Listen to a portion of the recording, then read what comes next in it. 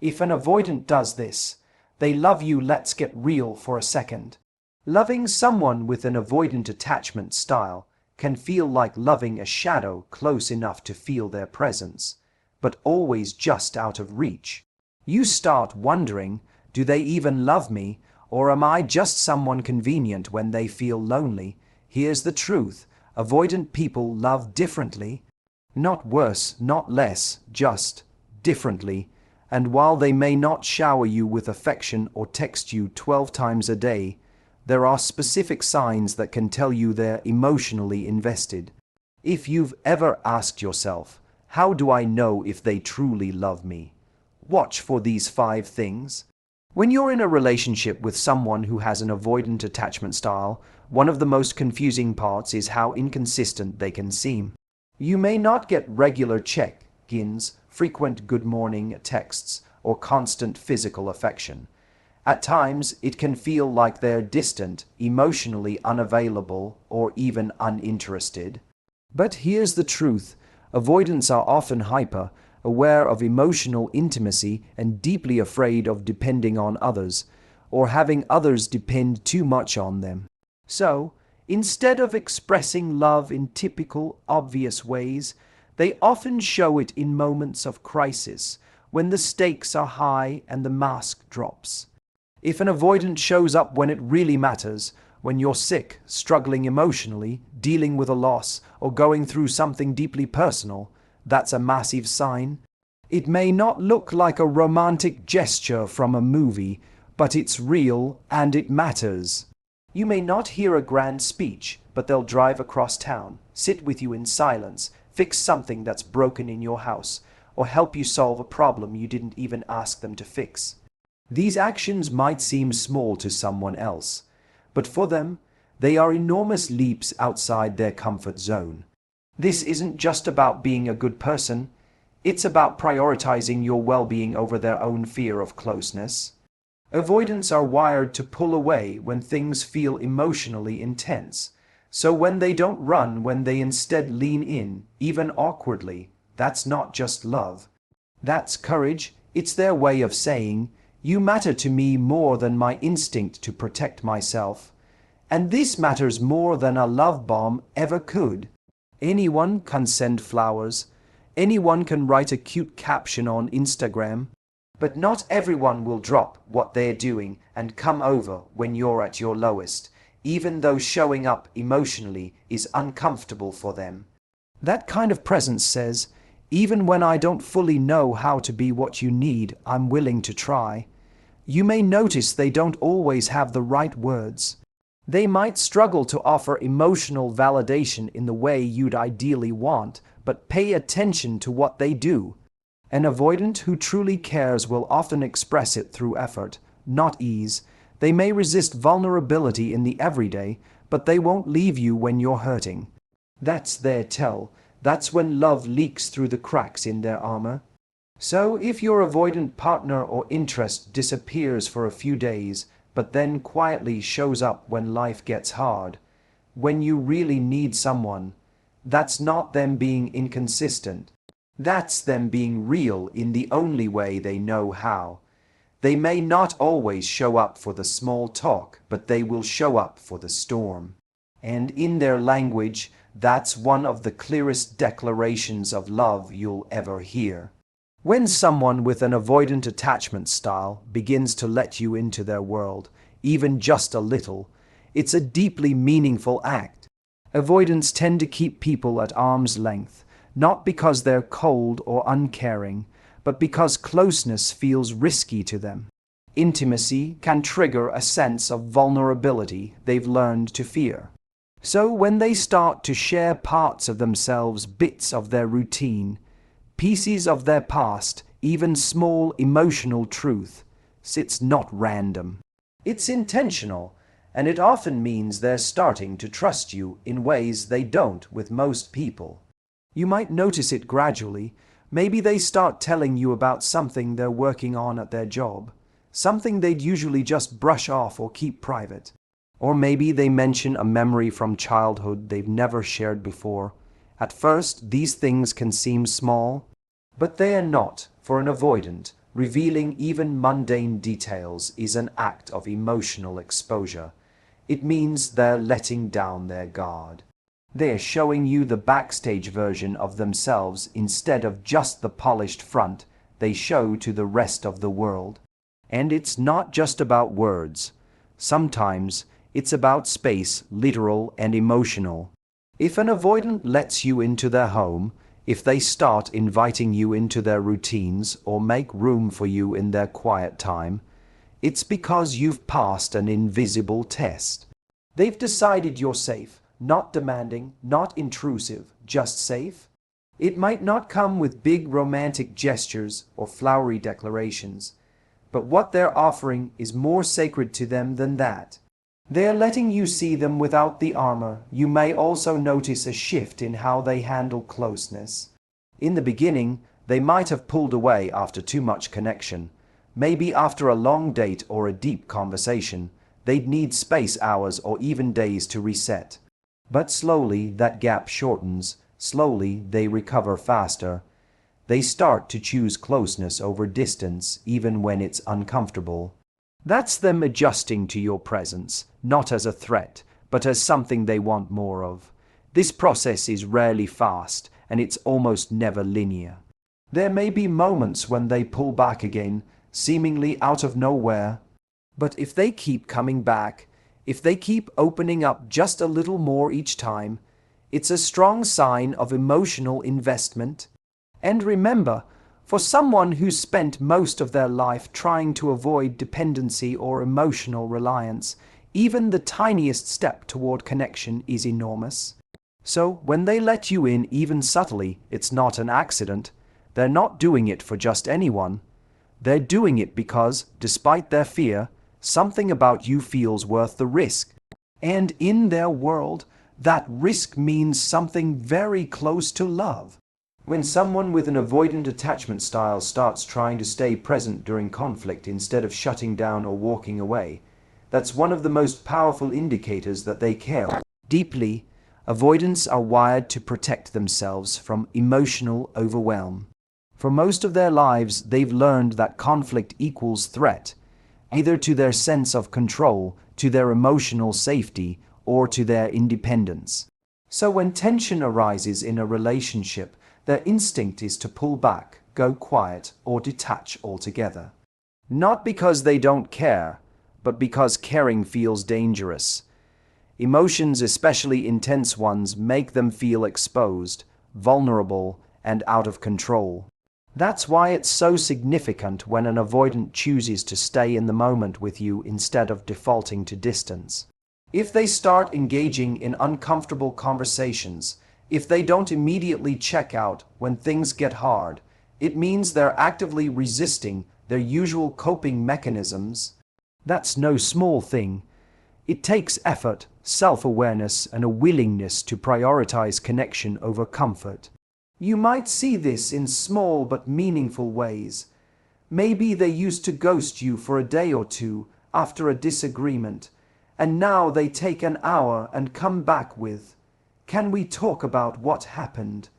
Or maybe they used to change the subject when things got emotional, and now they're actually trying to listen, even if they don't have all the right words. This isn't about them suddenly becoming an expert communicator. It's about effort. It's about them choosing to face what they've historically run from emotional discomfort, for the sake of preserving the relationship. And make no mistake, this choice is rooted in care. For an avoidant, staying present in the hard moments is a kind of emotional labor that most people never see. It's internal, it's quiet, but it's happening. When they fight their own urge to disconnect, when they try imperfectly, clumsily, sometimes even defensively, to stay in dialogue, that's them showing love in the most vulnerable way they know how. Sometimes this effort won't look like what you're used to. They may not offer validation in the exact way you need it. They may still seem guarded or logical when you want emotional softness, but underneath that, they're doing something new.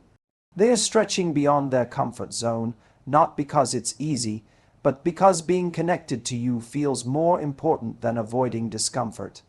And yes, it may take time. You might not always see immediate results. There may still be moments when they pull back or need space. But what matters is the pattern. Are they coming back? Are they trying? Are they learning how to sit with the discomfort instead of fleeing from it?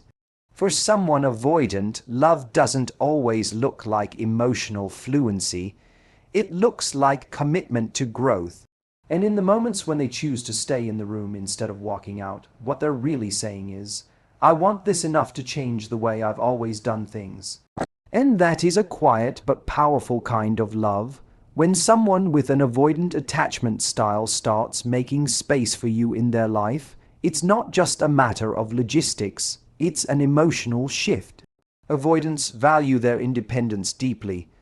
They build their lives around autonomy, control, and self-reliance, often because that's what once felt safest to them. So when they begin to adjust their routine, open up their schedule, or create moments where you can naturally fit into their world, it's a strong sign they're emotionally invested. This doesn't always show up as dramatic declarations or grand romantic gestures.